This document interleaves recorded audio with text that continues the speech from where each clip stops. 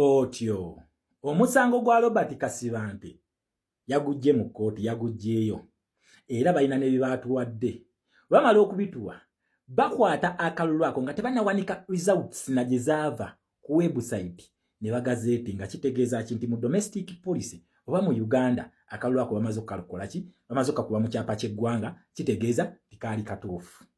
Munnayuganda we nali ngenda ne mbagamba nti nze ngenze nakugamba eyo yali kangamwawo nga nina ekintu kye njagala okulaba era nakifuna bulungi. Video ya leero sigenda kubeera mwangu mwebaka weeraga kale ogira ne weeragalaga nnyo bino past facts bakusinga. I'm not here to compete with anyone. I compete with myself to see that I beat my records every day. Ne beating angers and I'm not compared to anyone. Yensonga lwaki nze Minister Foreign Affairs adda konkiddamu.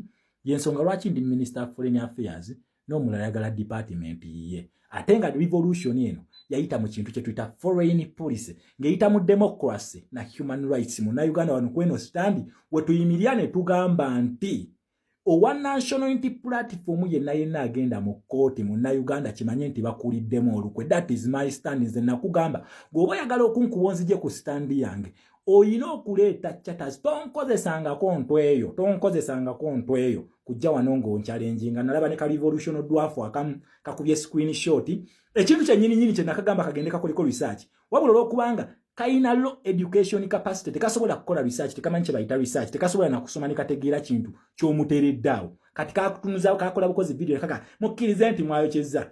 Younger man, you need 16 years in school okwerijja mu shama nkiddamu mwena abankolya bu video w'ekisiru ne bulive. You need 16 years in school okwerijja mu nze kakati musobola tunyonyola omusango gwa Kasibante ogwo kye kintu kye nnyini kye nabalikira wano mukoleki mukisome naye okubanga tulina bu revolution dwafu n'okusoma kutono bujja bwerijja bwagala kuyomba buyombi kunoonya likes na following. Nze nabagamba ezo level z'okubanoonyeza ku likes nazivaako. I am self-made and I created my own empire. Okitegera? My own empire.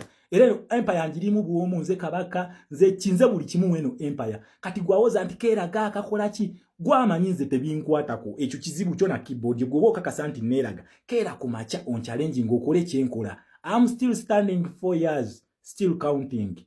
Okitegere ekintu ekyo so munnayuganda amaka nkunnyonnyole otegeere eno game gye baagala okubazanyirako ababaka bammwe be mwalonda n'abo abaagwa mu kalulu nga baagala okgenda okulwanirira obufu bwabwe okufuna ssente kye kino kye baakuzanyirako ku bwongo.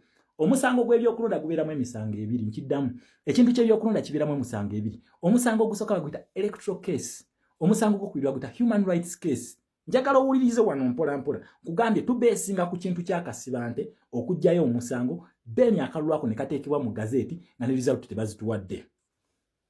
Electoral cases zibeera handled by specific people esobola okubeera electoral commission yennyini. Njagala mujjukire bawanduliranga abantu mu kulonda. Electoral commission yennyini ya nominatinga abantu. Okitegera electoral commission ya nominatinga abantu. Ate yennyini ate yaba nominatinga nemala ne badenominatinga ate era yennyini yakola ki yabawandula. Kubanga ati bana ba challenginganga nga balopa. Njagala mujjukira Anita Amongo ngalopa. Njagala mujjukire bonna be bajjamu waluka gaba mujjemu ono yalopanga mu kooti yaki ya electoral commission gye yalopanga. Wabula ate omusango guno ogwaki omusango gwa human rights gwo tegubeera handled by oyo gwolopa. Osobola okugenda mu zino kooti osobola kubeera handled by the high court, supreme court, then ne gweyongera paka ku international criminal court ne regional court singa zikoze eki ngozigenzemu. Kitegeeza nti omusango guno senga tofuna bwenkanya osobola okutambula paka gyofuna justice. Njagala twetegereza akantu kano ke batuzanya mu gino emisango lwaki bagiropa mu kooti za Museveni n'afunyawo legitimacy nga tubeesinga ku musango gwa Kasibante lwaki kyabadde gazeti dinga yakagujjayo. Tugende mpola nakugambye akantu ako nakabalikira kankazeewo wano. Okitegera deni buno revolution dwafu utegere beberijjako. Naganze tojjanga tovanga eri na minyira jono jango otandika kwerijja kunzi. Okitegere ekintu ekyo. Kati njaga tutunuulye ekintu kye tuyita jurisdiction and litigation. Target yaki n'emisango eri ki? Bakugamba electoral cases zibeera specific nga girina ekintu kye jagala okukola ki oku addressinga ekisooka. Babeera bagala ku overturninga elections. That is greed.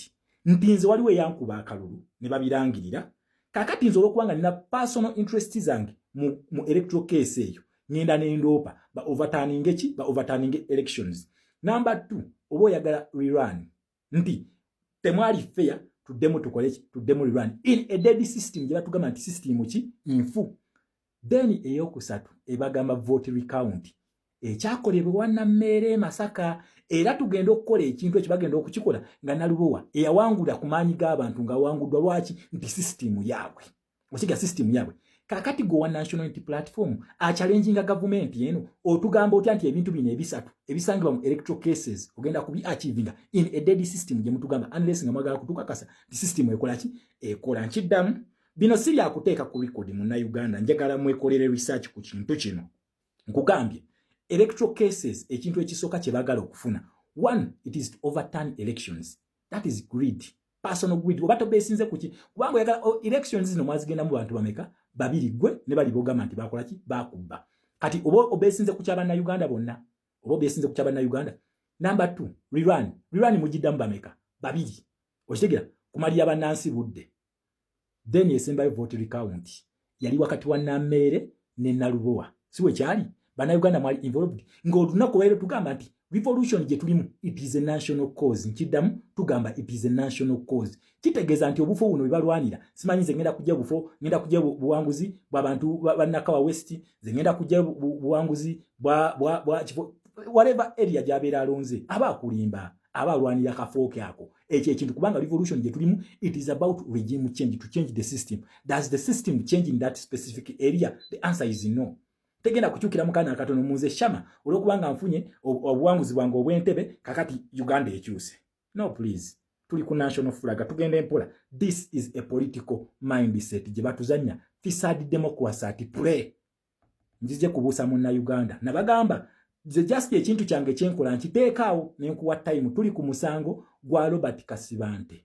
Kasibante versus Electoral Commission versus Museveni versus ani mungwete wete logo yagala nenge ekintu ekyo kyamaliza tugenze mu gazeti nga agujjeeyo wabula guno musango kwa human rights case tebesinga kubyabadde mu kulonda no eno human rights case tunuulira nnyo violations ezo ezalokoleddwa mu kulonda nokkakasa nti abantu abakoze ebikolobero bino baleetebwa tu account n'okustopinga ebikolobero byo obutaddamu kukola ki kukolebwa nkiddamu obutaddamu kukolebwa ebintu ebyo wabula senga emisango gino sinsi nti gyonna gibeera gya byakulonda omusango ogumu tosobola kugubuusaawo kyekino kye nakugambye nti bano baagala kutuzaamu process bupya kubanga tuba tulina okuddamu okuprovinga nti kooti zino tezikola senga otwalayo omusango gw'ebyokulonda sinsi emisango gino gitambula ebiri ne guno ogwa human rights olina okuguddamu bupya.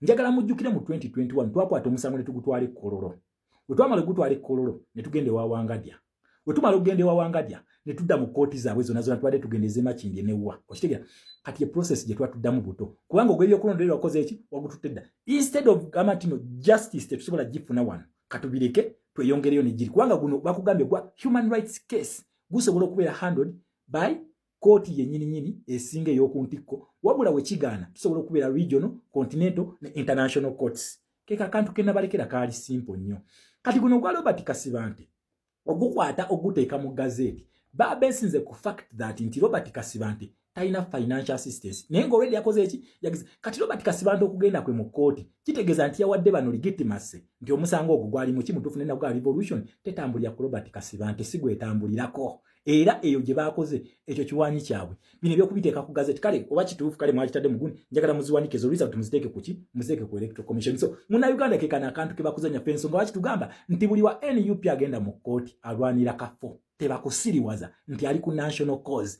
alwanira kafo yensonga lwaki mu revolution eno twata fulaga ne tusitula nabintu twata ambulera ne tusitula fulaga buli agenda mu kooti alwanira ambulera ye nkiddamu alwanira ambulera ye wabula talwanira national flag tebakulimba owe Kampala alwanira ambulera ya Kampala owe Wakiso alwanira ambulera ye Wakiso buli omukalo kaliko alwanira ambulera ya wabula ffe tugamba it is a national cause egenda naki abantu abawambibwa banna Uganda abantu abali makomera banna Uganda Mama Lina Zedriga munna Uganda yensonga lwaki gino human rights cases zo ziyitamu wabula ate bano baagala tuzaayo mu square 1 gye twatandikira nakugamba bampita Dr. Shama I stand by my word and I stand by my position teri muntu asobola kunkuba nonzija kubuno especially buno revolution dwarf obuleeta obuleesa entwe nga tekayina